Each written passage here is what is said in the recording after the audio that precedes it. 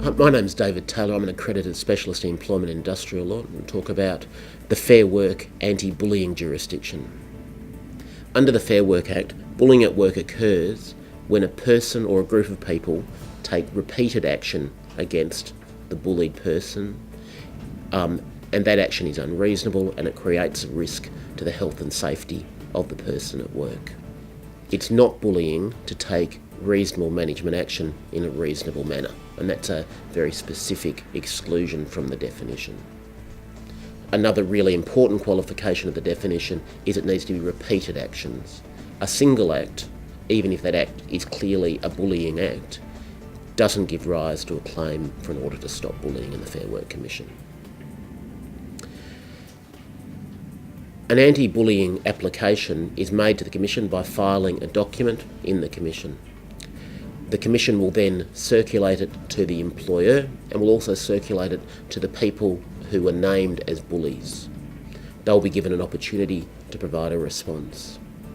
There's a fair bit of discretion for the Fair Work Commission as to how they deal with it, but commonly the next step is to arrange a conference, which is where the parties meet together and see if they can negotiate some sort of resolution. There is an obligation in the Fair Work Act for that to occur as soon as possible, and generally it occurs within a matter of weeks of the initial application being filed in the Fair Work Commission. If the conference can't resolve the matter is generally listed for a final hearing, where witness statements are prepared and legal argument made. The Commission will then determine whether or not there has been bullying, and if so, will come up with an order that it thinks properly will operate to stop the bullying. There are a couple of really important elements and limits on the Fair Work Commission's power in this jurisdiction. The first is it will only make an order if it believes there's a risk of bullying in the future.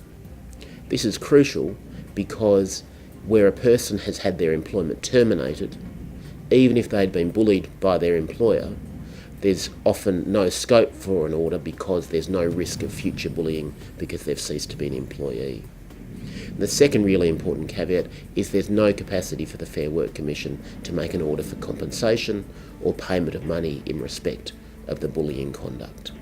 The issue of workplace bullying is a very important issue in employment law.